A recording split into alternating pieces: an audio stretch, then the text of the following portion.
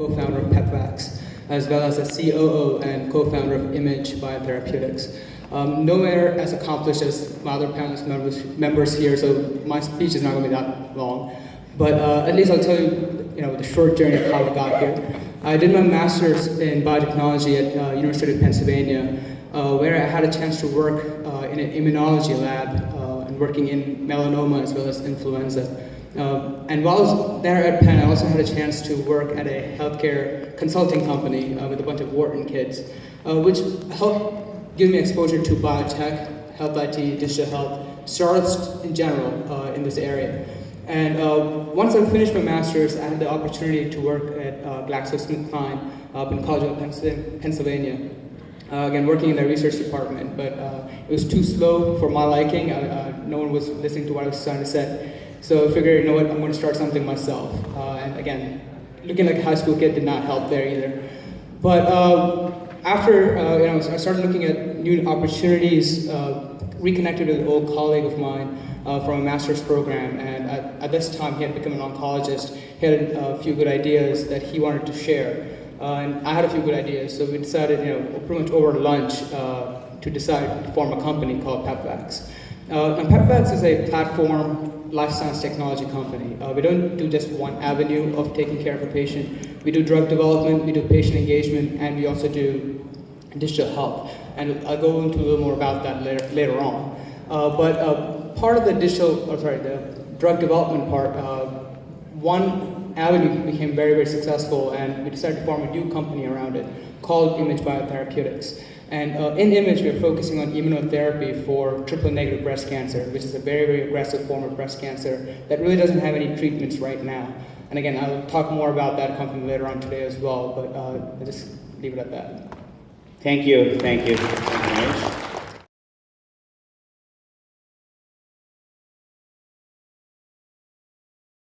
The first aspect is drug development, and the second aspect is communication between three of the major players in healthcare, which is patients, providers, and payers, right? And those are three people that don't really talk too well, and they should be talking.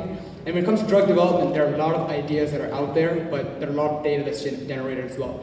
Now, the word big data itself pretty much came from biotech, because every time we sequence a genome, it's about 3 to 4 terabytes, right? And it takes only one day to sequence the genome. It takes us 4 months to mine through it, and then 4 months to figure out what that actually means, right? So when they first did the Human Genome Project back in 2000, they finished it for about $2.7 billion.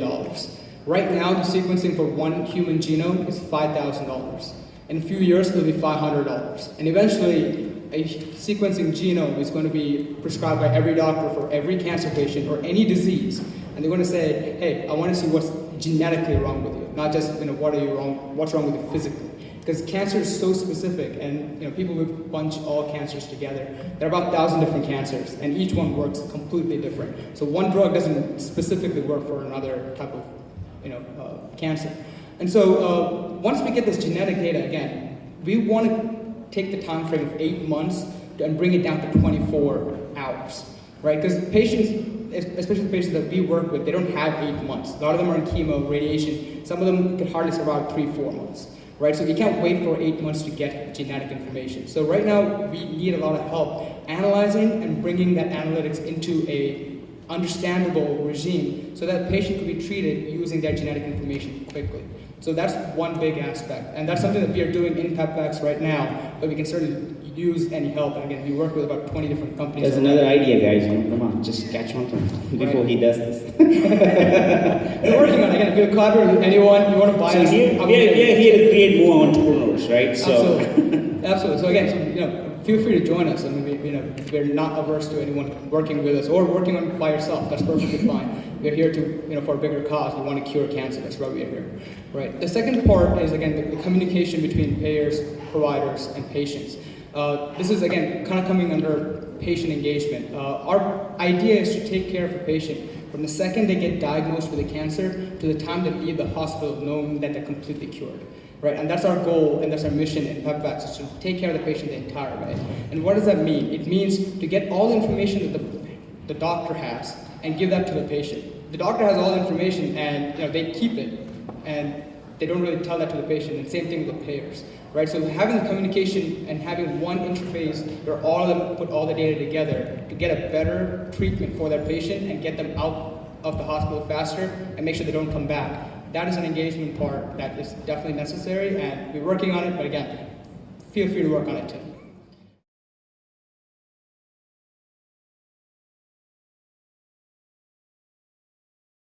And that's the case for me and my entire team. We thought there has to be a better way than bombarding already weak patients with chemo and radiation and hoping that they recover. That doesn't seem like a treatment to us. So in 2015, we formed ImMAGE Biotherapeutics as a way to create a social mission to create a universal treatment for late and early stage cancers, using your own immune system to kill the cancer. This approach is called immunotherapy. Right now, we're focusing on immunotherapy for a late and aggressive form of breast cancer called triple-negative breast cancer. My team, you already know about maybe from before, but my team has over 50 years of experience, combined experience in research development as well as business development, all the way from animal studies, FDA-approved clinical trials, to products in market. We've started multiple companies, been part of academia as well as the industry. 1 in 10 females will be affected by breast cancer. That's the current right now. It's probably going to grow towards 15% by the end of 2020, right? And out of those, 15 to 20% of patients will actually create or get an aggressive form of breast cancer called triple-negative breast cancer. The reason it's called triple-negative is because the current treatments that are available, the top three treatments for breast cancer, do not work on particular cancer.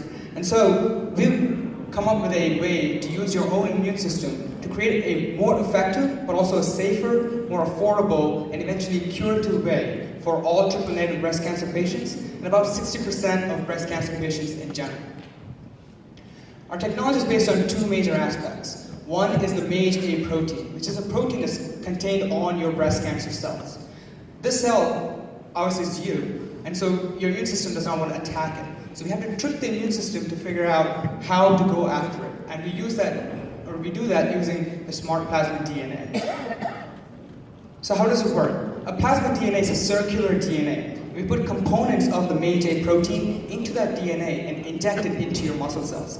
Think of it as a flu shot for cancer. The DNA goes into your muscle cells and starts translating into the MAGE protein, which makes it very immunogenic. It makes it look like it's a foreign protein, and it shouldn't be there. So now your immune system wants to attack it. And once the immune system starts attacking it, it'll start going throughout the entire body and attack every single cell that has that protein. Voila, your cancer is gone. Current treatments include surgery, systemic therapies, as well as strong chemotherapy. The reason ours is better is because we can create a short-term and a long-term response to breast cancer. Triple-negative breast cancer is one of the most recurring cancers. No one wants to have the same cancer over and over again, and that's something we're trying to stop. We're also trying to reduce side effects dramatically because of the targeted therapy, and it's very cost-effective to manufacture, deliver, and administer. We have competitors both in the immunotherapy space as well as the DNA vector space, but we're the first company to combine both of these technologies. So our treatment can be used as a standalone treatment, but also enhance any current treatments in market. Right now, we're in the animal phase.